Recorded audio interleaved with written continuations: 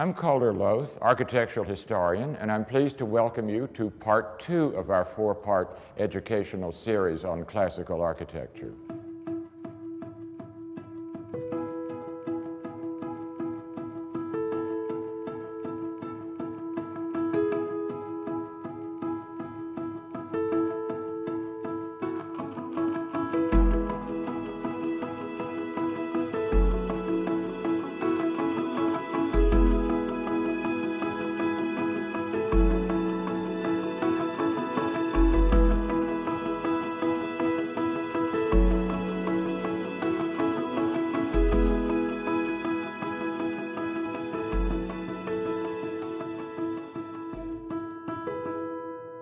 The first session of this series focused on the distinguishing features of the 5 orders of Roman classicism.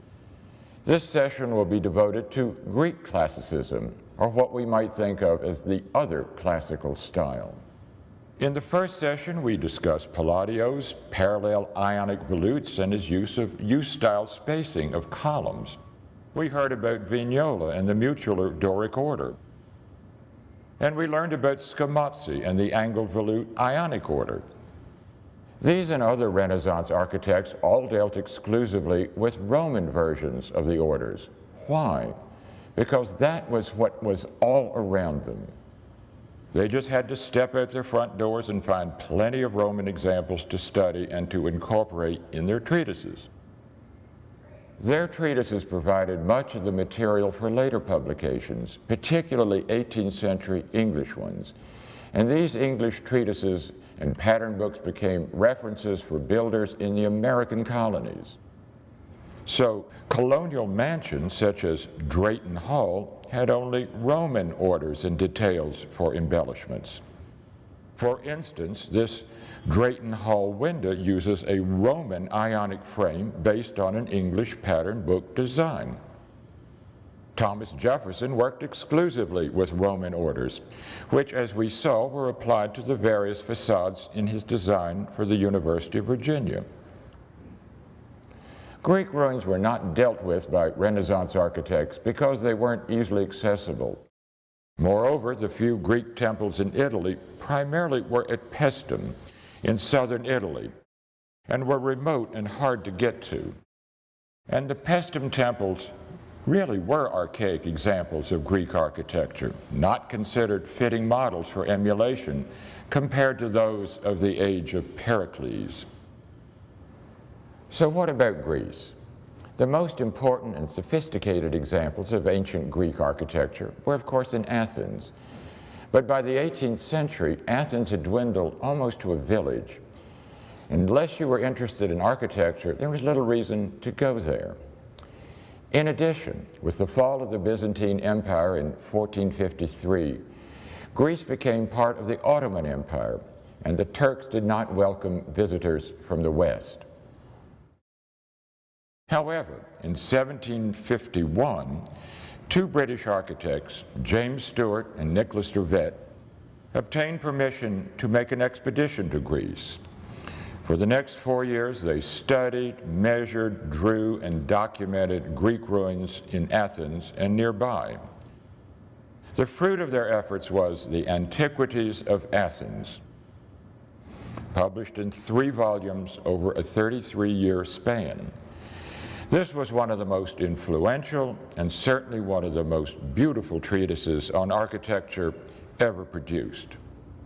Let's look at one example to see how Stewart and Rivet worked. This is the Hephaestion Temple in Athens, among the best preserved of Greek temples. It was dedicated to Hephaestus, the god of fire and iron-making. His Roman equivalent is Vulcan.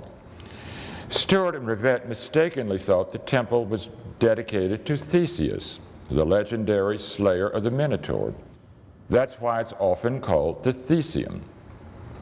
Stewart and Rivet first documented the temple with sketches and watercolors as they found it.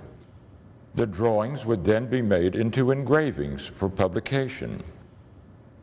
From their studies, they would also make drawings of the temple in restored condition as it looked originally. For this one temple, Stuart and Rivette published 30 engravings, including plans, sections, and details showing all the sculpted decorations. These illustrations, especially those depicting the temple in restored condition, had profound influence. This conveyed for the first time the honest, virile beauty and sophistication of Greek classicism.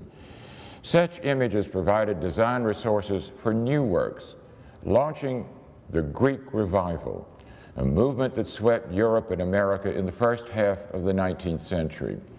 This new style was particularly popular because of its association with Greek culture, its art, philosophy, and literature. Moreover, it was a formal acknowledgement that Greek classicism had an integrity all its own. Stuart and Rivette's illustrations brought about innumerable Greek Revival works.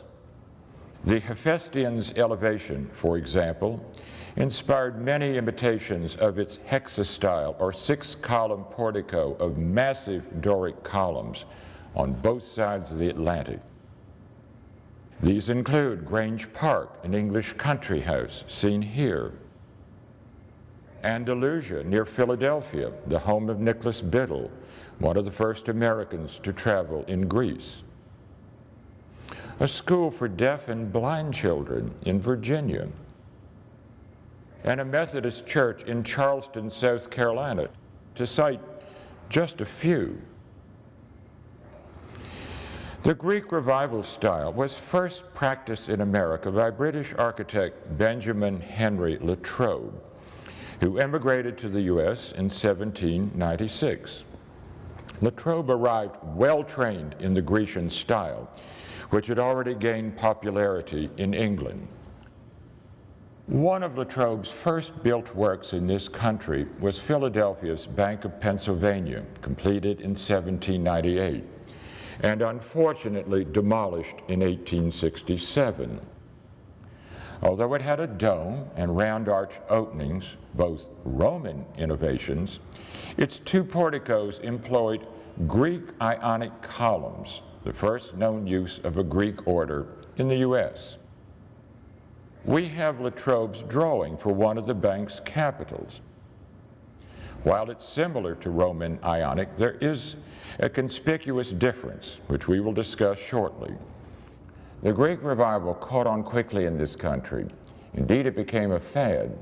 Americans in the early 19th century felt an affinity with Greece's ancient democracy and with the Greek struggle for independence from the Turks. But what really spread the Greek Revival style throughout this country was the publication and easy availability of numerous pattern books and builders' manuals promoting the use of Greek forms and details. Fortunately, a number of these pattern books are easily available today in inexpensive reprints.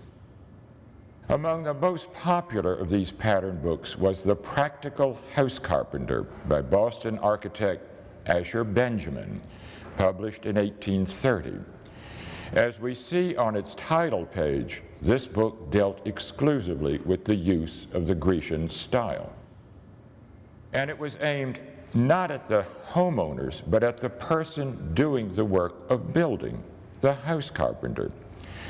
Benjamin stated in the subtitle, quote, being a complete development of the Grecian orders of architecture, methodized and arranged in such a simple, plain, and comprehensive manner as to be easily understood, each example being fashioned according to the style and practice of the present day, unquote.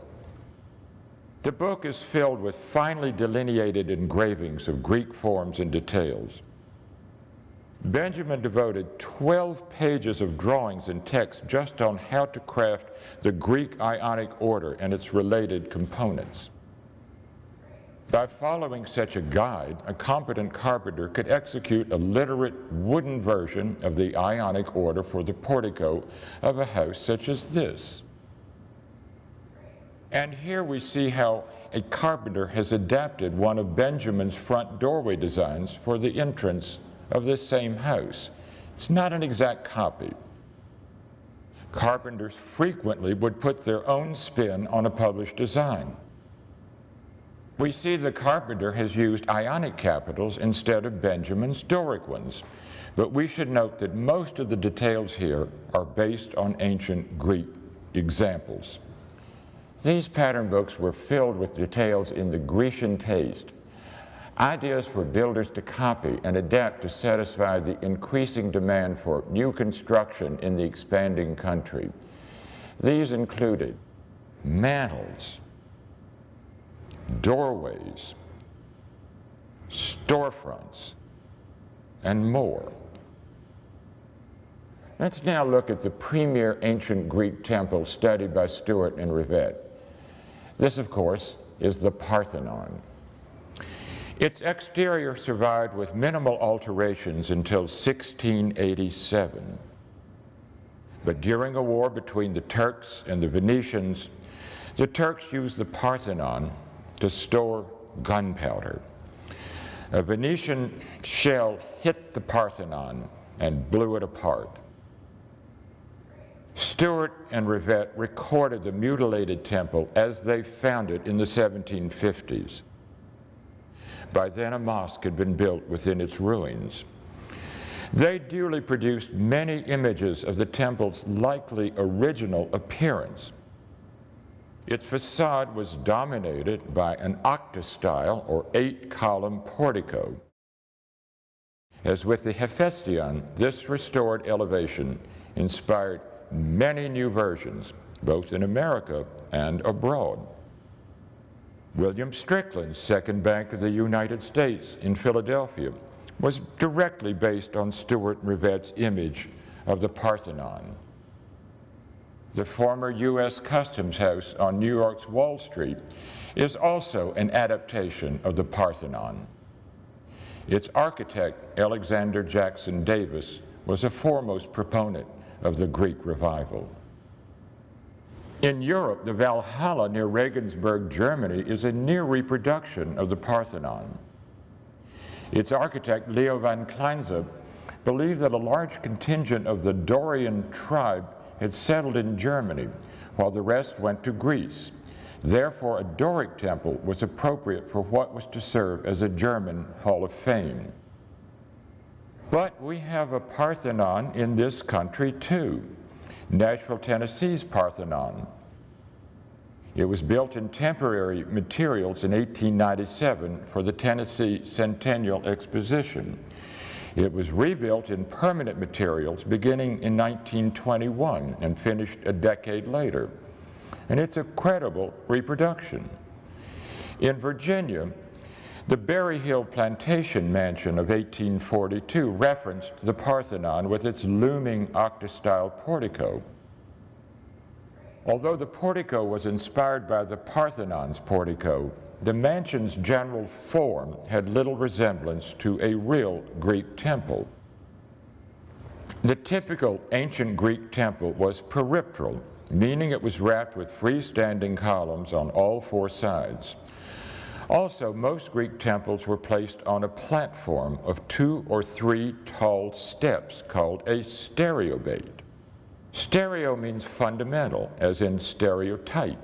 Bate just refers to base. So this is the fundamental base for a temple, the stereobate. The top step is called the stylobate, meaning the base for the columns. Stylo comes from stylus, the Greek word for a column or something cylindrical. Roman temples, on the other hand, were generally prostyle, meaning they had freestanding columns on the front portico only. The portico could be 2 or 3 columns deep, as seen with the Maison Carrée in France, seen here. If the temple had half columns embedded in its side and rear walls, like the Maison Carrée, it's called pseudo-peripteral, meaning the temple visually implies that it is peripteral, but actually isn't. It is pseudo or false peripteral. Also, instead of being placed on a stereobate, the typical Roman temple was set on a tall pedestal-like platform called a podium. Usually the podium was extended forward to frame the temple's front steps. These extended sections provided a convenient platform for making speeches. Hence the word podium now means any platform for making a speech. The Greek revival also prompted attention to subtle Greek details, such as moldings. Greek moldings are quite sophisticated and are different from Roman moldings. To explain, Roman moldings are all segments of circles. Each curve in the moldings of this diagram has only one radius to describe it. Greek moldings are more complex. Greek ovulos come in an infinite variety of ellipses. An ellipse requires several radii to describe it. And instead of the ovulo directly abutting the soffit of an abacus or a fascia above it, it returns slightly to form the prow of the ellipse. We call these quirked ovulos. Sometimes there is a small recessed band or fillet between the ovulo and the fascia or abacus above. This serves to create a thin shadow and emphasize the curve. And note the several radii in this quirked ovulo. Asher Benjamin had a particular partiality for Greek moldings. He offered a detailed justification of their superiority in the preface of The Practical House Carpenter. I think it worthwhile to read the pertinent parts. Quote, "Since my last publication, the Roman school of architecture has been entirely changed for the Grecian. Very few things of the same nature differ more than the Greek and Roman creeds of the orders. The Roman orders are chiefly composed of small and ungraceful parts, and the moldings are made up of parts of a circle, which do not produce that beautiful light and shade so happily effected by the Grecian moldings. These latter are composed of parts of ellipses, parabolas, hyperbolas, and other conic sections, and consist mostly of large, bold parts, which are so strongly marked that each member of the profile is plainly seen at a very considerable distance, and can likewise be executed with less expense than the former. I confess myself to be an admirer of Grecian architecture," unquote. So what is Benjamin getting at? Let's look at the Greek Doric capital on the Temple of Hera in Olympia in Greece, one of the oldest surviving examples of the Doric order.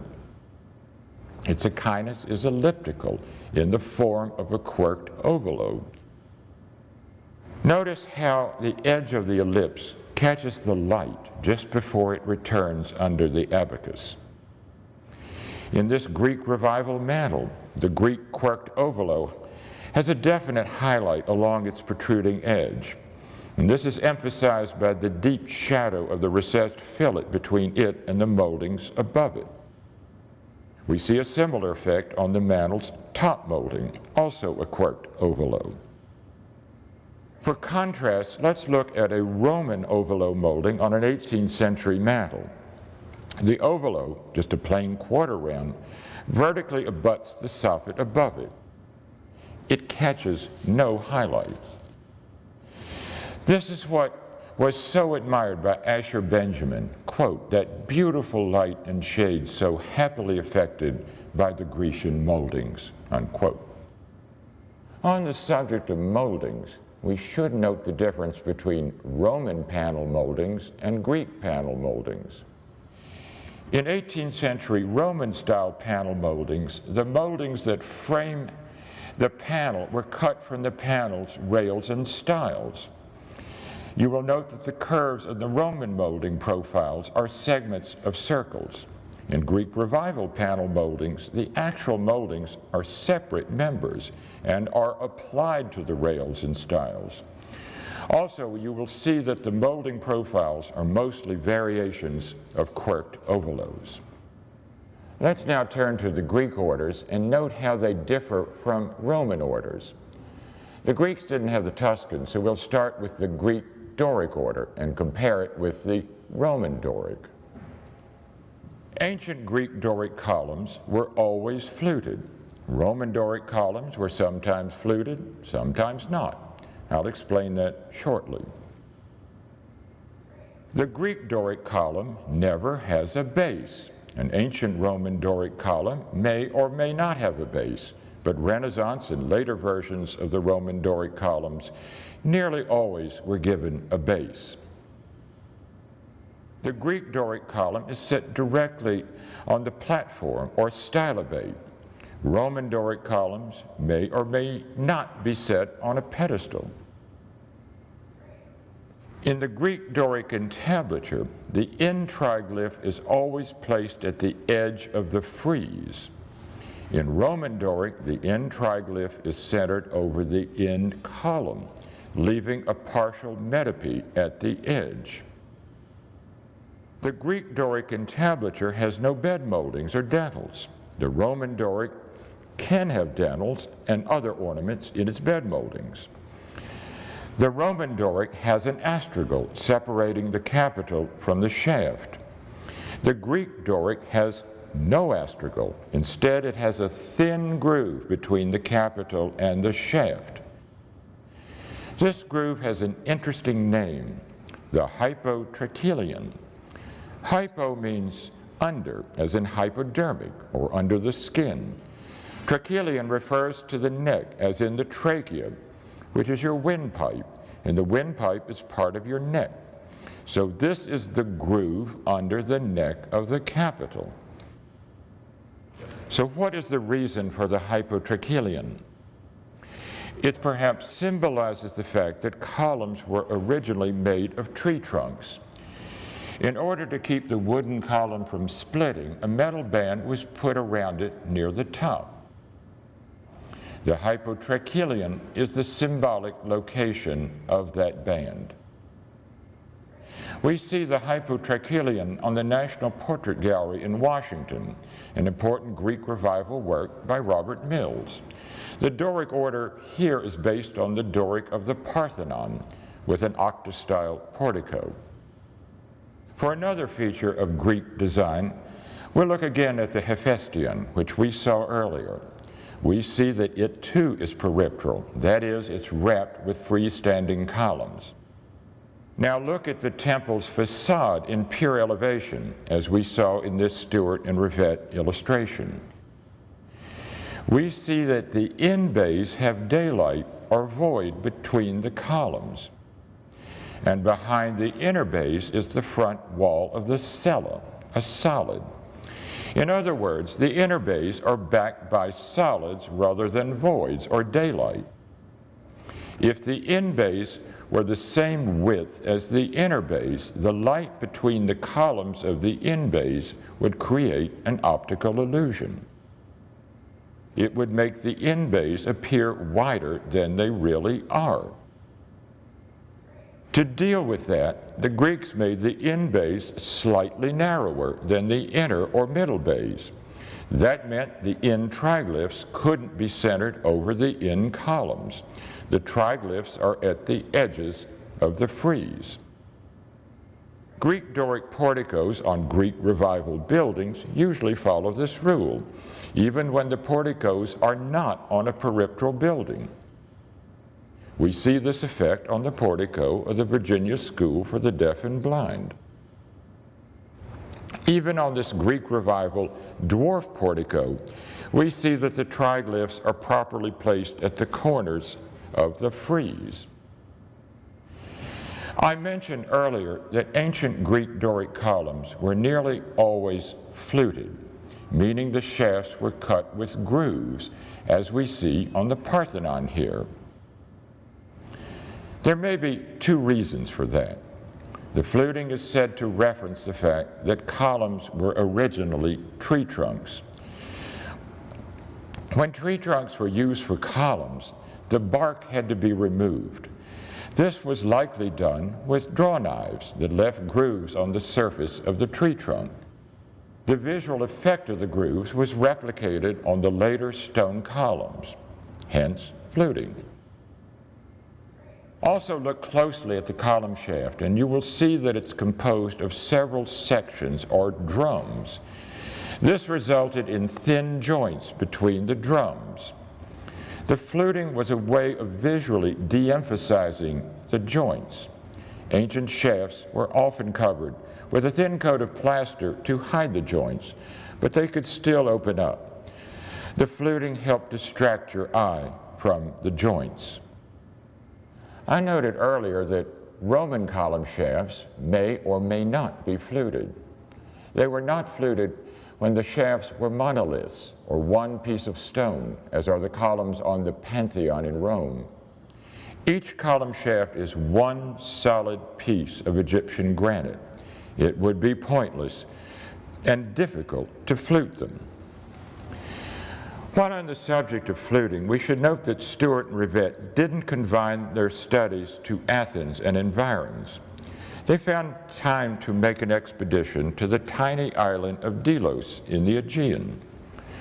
Although they found it deserted, the island was an important holy sanctuary in ancient times, having many temple complexes. Among the artifacts they recorded were fragments of Doric columns that they identified as belonging to the temple of Apollo. Stuart and Rivette's reconstruction drawings of the temple's order showed that the columns were fluted for only two short sections, just at the top and bottom of the shaft. The greater part of the shaft, the area between the fluting, was left smooth. Stuart and Rivette surmised that this was done because the ancient Greeks wrapped the columns with tapestries during ceremonies. We now think it more likely that the shafts were simply unfinished. Nevertheless, the depictions of this Doric oddity spurred imitation. One of the earliest uses of the Delos Doric is found in the German city of Regensburg. The French-trained architect Emmanuel Hérigoyen employed it for his 1808 circular memorial to the astronomer Johannes Kepler. In this country, the architect Robert Mills took a fancy to the Delos Doric and used a somewhat attenuated version of the Delos Doric for the portico of the 1814 monumental church in Richmond. Mills took a slightly different approach in 1849 with his massive columns on the interior of the Patent Office, now the National Portrait Gallery. However, he elected to apply fluting only at the top of the shaft. The rest of the shaft is smooth to the bottom. Mills did the same for his Washington Monument in Baltimore. He put a narrow band of fluting at the top of the shaft, but none at the bottom. William Strickland followed suit, but in miniature scale with his Doric stair balusters in the Tennessee State Capitol. Now, familiarity with such architectural esoterica can attract your attention in unexpected places. It would be difficult to say whether the carpenter who built this front porch was aware of the Delos Doric. Even so, if it weren't for Stuart and Rivette, these columns would probably have looked quite different. I might add that nothing should prevent the use of the Delos Doric on a building today. It is a legitimate variation of the Doric and would stimulate interest. Let's next take a closer look at the Greek Ionic order. We noted in the first session that the Ionic order originated in the Greek areas of Asia Minor, called Ionia. The most famous use of the order was the enormous Second Temple of Artemis in Ephesus, one of the 7 wonders of the ancient world, seen in this conjectural image. The temple is long gone, but archaeological fragments remain. We get some idea of the temple's scale from this capitol in the British Museum. It's accurately reconstructed using fragments from one of the temple's original capitals. And it's a big capitol. I said earlier that the Greek Ionic is very similar to the Roman Ionic, except for a conspicuous difference. When we put the two side by side, note in the Greek Ionic capital the drapery-like swag between the channels, also called canals, between the volutes. This is a distinguishing feature of the Greek Ionic order. In the Roman Ionic, the channel or canal extends straight across the top of the echinus. And this is a reliable way to determine whether an Ionic order is Greek or Roman. A version of the Greek Ionic order, much favored by Greek Revival architects, comes from this tiny, much altered temple, formerly situated next to the Ilissus River in Athens. This view shows it as Stuart and Rivette found it. The heavily altered temple had long been converted to a church. The temple was demolished for its materials a few years after Stuart and Rivette recorded it. Its site is now a busy Athens street, and the Ilissus River is now buried in a culvert.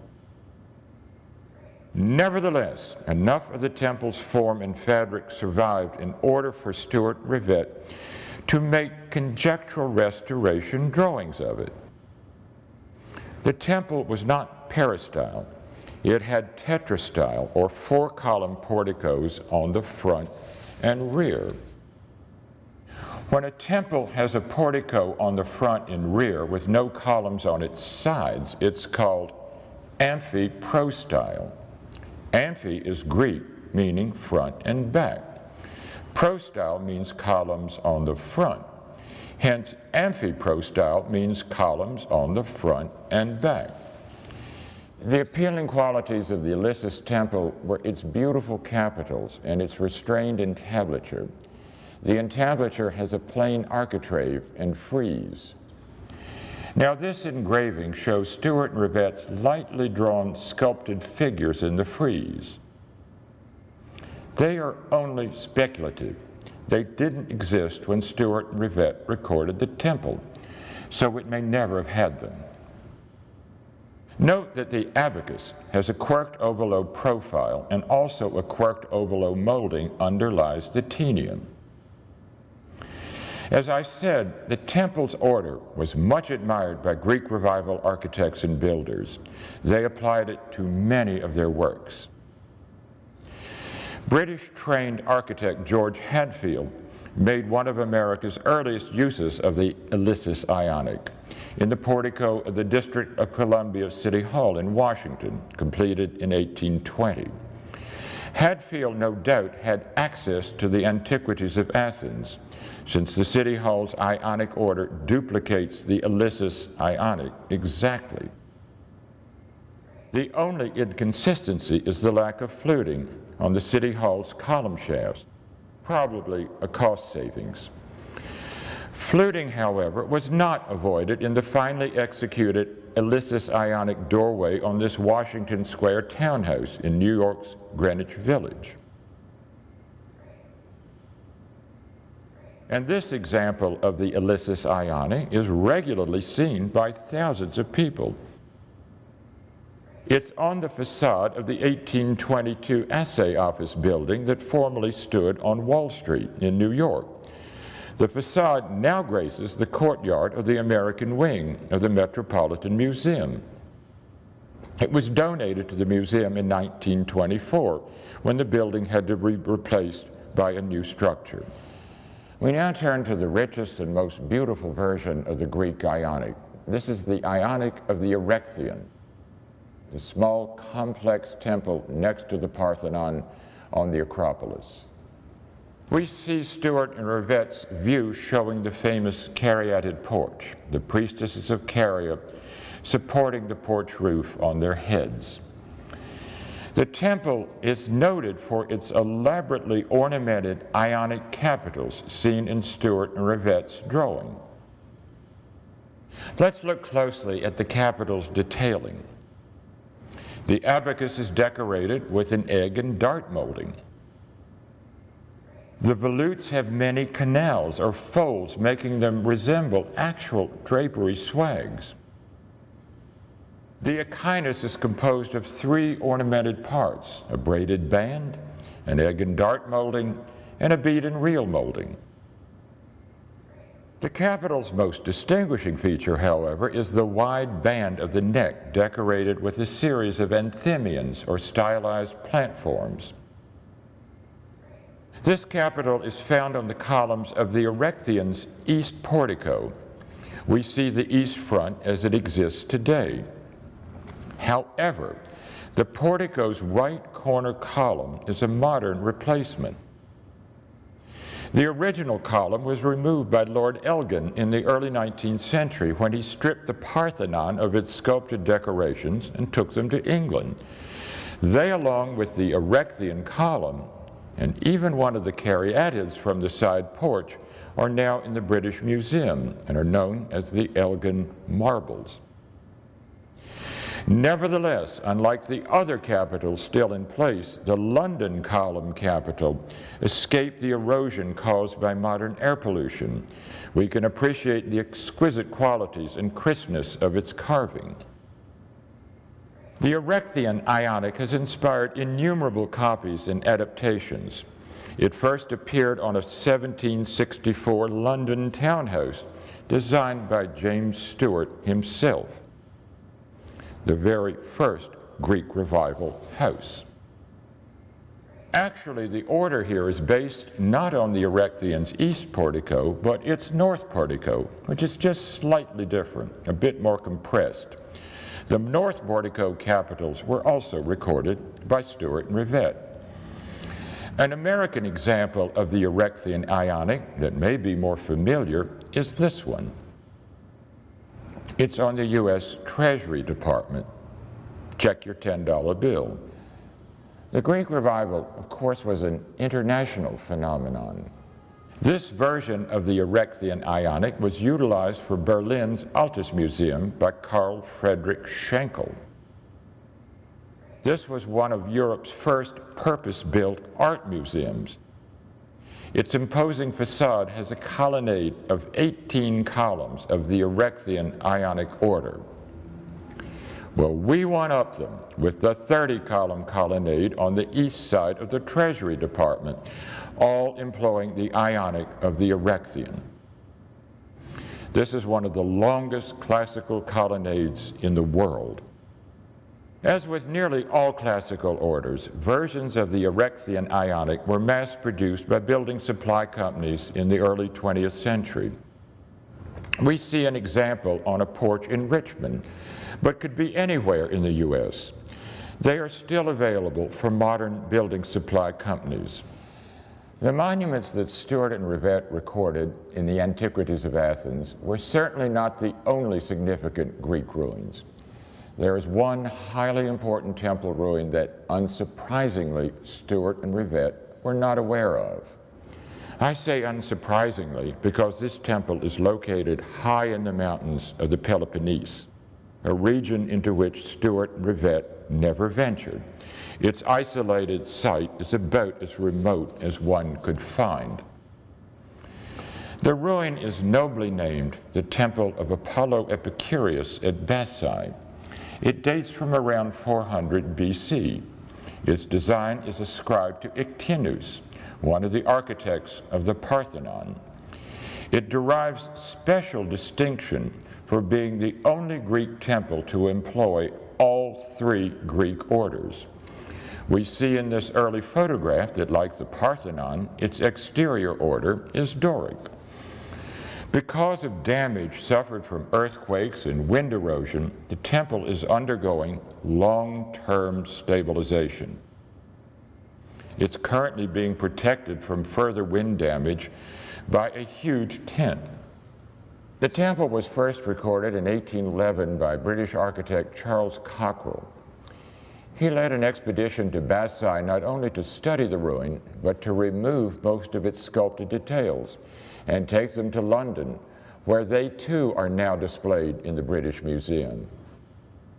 Among the images Cockrell produced was a conjectural view of the temple's interior showing a single axial Corinthian column and a series of side fins terminated with Ionic half columns, each topped with an unusual Ionic capital. The defining characteristic of the capital is the linking of its volutes by an arced curve. Most of the capitals had been badly damaged by the time Cockrell arrived at Versailles. However, he was able to reconstruct the design from fragments. One of those fragments is now on display in the British Museum. We see the arced treatment of the volutes more precisely in this depiction published in Charles Normand's famous Parallel of the Orders.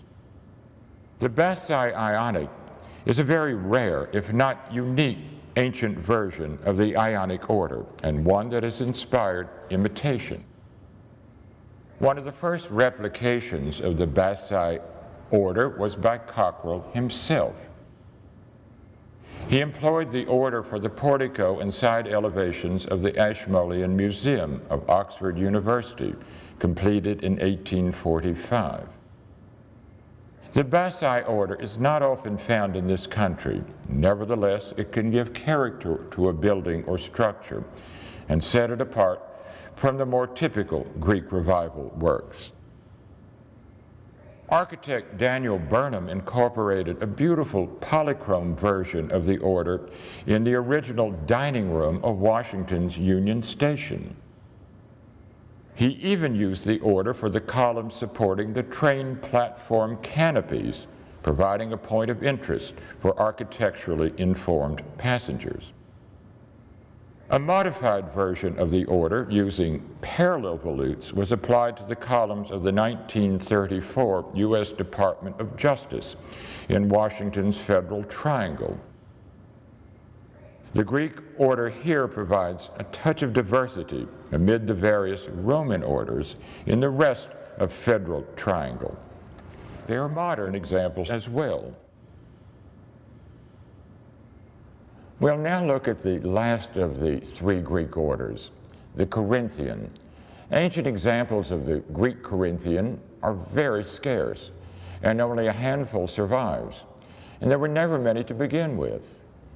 One of the oldest known examples of the Greek Corinthian is a capital discovered during the archaeological investigations at Apollodorus in Greece.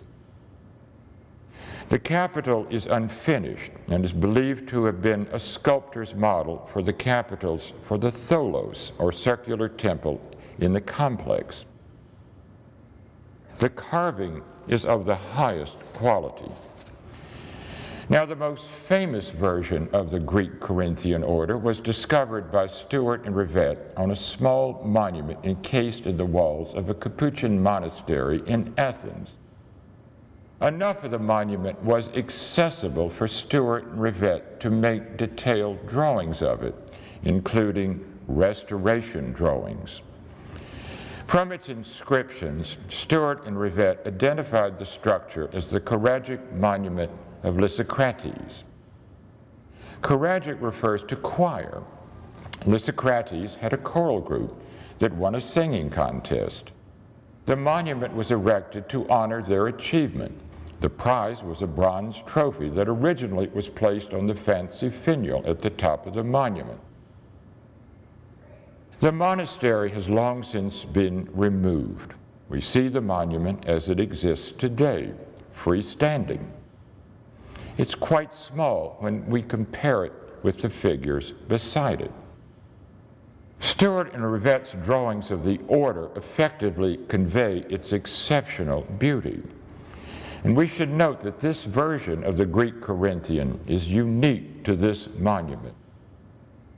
Nothing comparable is known elsewhere. The order is similar to the Roman Corinthian, but there are noticeable differences. The Lysicrates Corinthian has only one row of fully developed acanthus leaves, and they are interspersed with flowers. Below it is a row of stylized laurel or olive leaves, and below them, instead of an astragal, there is a groove recalling the hypotrachelium of the Greek Doric order. And note that the shaft flutes flare out at the top. We see above the acanthus leaf a swirl of helices or calicoli. And note the deep concave abacus with a palmette in the center. In short, the Lysicrates Corinthian is full of vigor and movement. The Roman Corinthian, by comparison, appears almost stolid. However, the Lysicrates entablature is fairly tame, more resembling a standard Ionic entablature. Benjamin Latrobe is credited with one of America's earliest uses of the Lysicrates Corinthian. He employed the order for the colonnades in the original House of Representatives chamber in the United States Capitol, now Statuary Hall. On the other hand, the entablature with its modillions is Latrobe's improvisation. Greek orders do not use modillions. This black and white photo illustrates how closely Latrobe's capitals match the original. Additional examples of the Lysicrates Corinthian are rare in this country, so it's rewarding to encounter them. Architect William Strickland, a pupil of Latrobe's, applied the order to Philadelphia's Merchants Exchange Building of 1834. Its capitals are faithful replications of Stuart and Rivette's depiction. And we might note that the building's cupola is an adaptation of the monument itself. In Richmond, Virginia, the portico of St. Paul's Episcopal Church has finely detailed Lysicrates capitals. These capitals will never weather, as they are made of cast iron. The Lysicrates Corinthian can be found on Greek Revival domestic works, but only rarely. A handsome example is this house in Middletown, Connecticut. The order was not favored for domestic architecture because it was costly and difficult to execute. Also, it was thought to be too monumental. For an alternative, we'll look at a variation of the Greek Corinthian, one that proved to be very popular. This leads us to Athens' Roman Agora. Here, Stuart and Rivette came across a half-buried octagonal tower in the shadow of the Acropolis. This is their view of it as they found it. The tower has since been fully excavated, so its form and dimensions are fully visible today. The building is commonly known as the Tower of the Winds. It's generally thought that it dates from around 50 BC. The name is derived from the series of relief sculptures of the different winds in the wide frieze around the top. The tower is more officially known as the Horologion of Andronicus Carestes. Horologion means clock tower.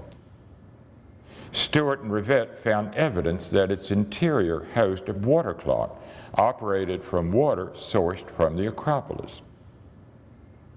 Where we need to focus is not so much on the tower itself, but on the surviving capital from one of the tower's original two dwarf porticos.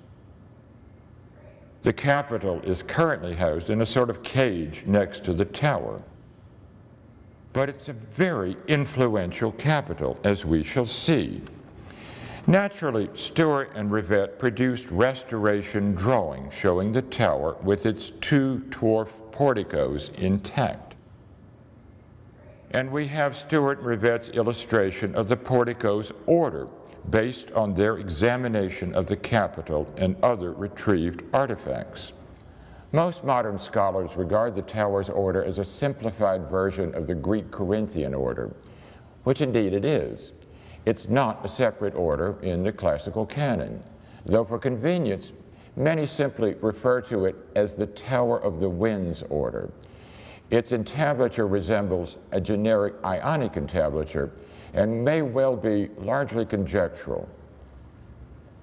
Stuart and Rivette's rendition of the Capitol, on the other hand, is based on the surviving Capitol, which became one of the most popular of all Capitol designs, thanks to Stuart and Rivette.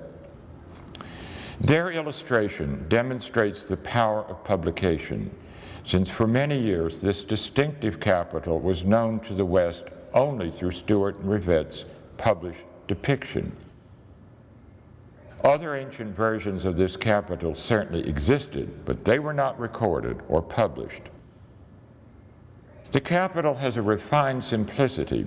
It consists of one row of acanthus leaves, above which is a row of plain water leaves clasping the upper part of the bell and supporting a square abacus with molded edges. The Capitol was admired because it had the elegance of the Lysicrates Corinthian Capitol without its monumentality. Hence it was deemed especially suitable for residential architecture. So it's not surprising to see it gracing the front porch of an official residence, the Virginia Governor's Mansion. And it lends both dignity and elegance to Sturtevant Hall, an antebellum mansion in Selma, Alabama. The Tower of the Winds order was particularly popular for prestigious early 20th century houses, as we see on this portico. In fact, this happens to be one of America's most famous houses, Graceland, home of Elvis Presley. Elvis long felt that if he had a dignified house like this, it would truly signal his success. And we would like to think that the Tower of the Winds Capitals was one of the features that drew him to it. Tower of the Winds Capitals also grace a number of government buildings. They give special stateliness to Petersburg, Virginia's 1840 courthouse, and add decorum to the Senate chamber of the historic North Carolina state capitol. And we can find it in some surprising places, such as on a mausoleum in Charleston, or a country Greek Revival mantle in Virginia. Like almost all classical capitals, the Tower of the Winds Capitol was mass-produced by building supply companies in the 20th century. Hundreds of examples can be seen across the country on front porches of houses or porches of apartment houses. They're still commercially available. Now, certainly not all Greek Revival details are strictly beholden to specific ancient examples. Greek Revival architects could be creative with their knowledge of Greek classicism and could even invent orders. I'll show two examples. The first had little influence. The second enjoyed much popularity. The first invented order is Asher Benjamin's attempt at creating a Greek version of the composite order. This was published in Benjamin's Practice of Architecture of 1839. As you can see, the Capitol's Ionic upper portion is in the Greek style, with the drapery-like swag of the canal between the volutes. It has standard Corinthian acanthus leaves below it. Though handsome, I have never seen this design executed, and to my knowledge, it never has been. It'd be worthwhile to try it. We have an approximation of a Greek composite capitol in the House chamber of the Tennessee State Capitol. This too is an improvisation. For the second invented order, the New York architect Minard Lefevre offered a new form of Greek capitol in his highly influential 1835 pattern book, The Beauties of Modern Architecture. By modern, Lefevre meant the Greek Revival, which was the modern style of the 1830s.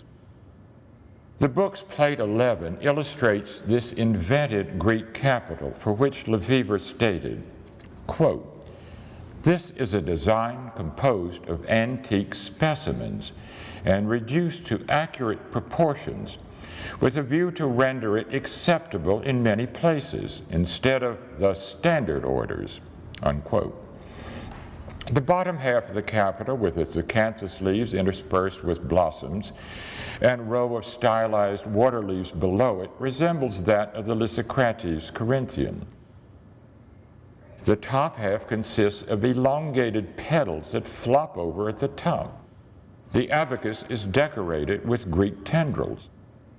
Lefebvre's pattern book sold widely, and his invented order achieved immediate popularity. The design was duplicated exactly for the capitals of the Alabama state capitol of 1851.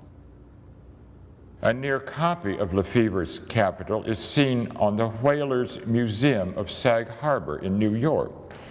The museum was built as a private residence in 1845 and has been attributed to Millard Lefebvre. Lefebvre, however, is the documented architect of Sag Harbor's remarkable Old Whalers Church. Here Lefebvre used a simplified form of his invented order for the columns supporting the galleries. Philadelphia architect Thomas S. Stewart adapted Lefebvre's capitol for the interior pilaster capitals of Richmond St. Paul's Church. It shows that the design worked successfully when flattened out. Lefebvre's order in finely carved marble is used for the series of half-round columns in the rotunda of the Boston Customs House.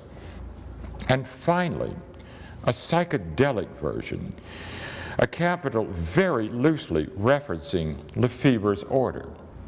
This is one of the capitals supporting the gallery in Alexander Thomson's St. Vincent Street Church in Glasgow, Scotland. Thomson, also known as Greek Thomson, was perhaps the most creative of all Greek Revival architects. But he is known to have relied on Lefebvre's two pattern books as sources of inspiration for his detailing. The capitol demonstrates how far out one might venture in the design and still remain grounded in the classical tradition. Successful free interpretation such as this requires detailed knowledge and appreciation of the subject, and such informed creativity helps maintain the vigor and viability of the classical tradition. The majority of the buildings we've looked at in this session date from the 19th century, the flourishing period of the Greek Revival. It should be emphasized that Greek classicism is and can be an important design resource for new classicism. To illustrate the point, we will close with three recent examples of architectural works using Greek sources. The first is the Maitland Robinson Library at Downing College at Cambridge University by Quinlan Terry. The octagonal cupola recalls the Tower of the Winds. The portico with its paired Doric columns is based on the porticoed entrance to the Roman agora in Athens, as recorded by Stewart and Rivette. The second example, by George Scameas, is the new public entrance to Thomas Jefferson's Virginia state capitol. It's modeled after the choragic monument of Thrasylus, as illustrated in the Antiquities of Athens, but with columns instead of a central pier. The Thrasylus monument related to the Parthenon on the hill, as this new entrance structure relates to Thomas Jefferson's temple-form capitol on the hill. The third example is the new federal building and courthouse in Tuscaloosa, Alabama, designed by Thomas Beebe. The stately temple front design was inspired by the restoration image of the temple of Zeus at Nemea in Greece. The judge required a design reflecting the popular image of a historic courthouse and signaled the majesty of the law. We could cite many other examples, but the message here, especially to aspiring practitioners of classicism, is don't forget Greece. And don't forget Stewart and Rivette. So thank you for joining us in part 2 of this 4-part series. I'm Calder Loth, and I'll see you for part 3, where we will focus on the utilization and origin of popular motifs and details of the classical language.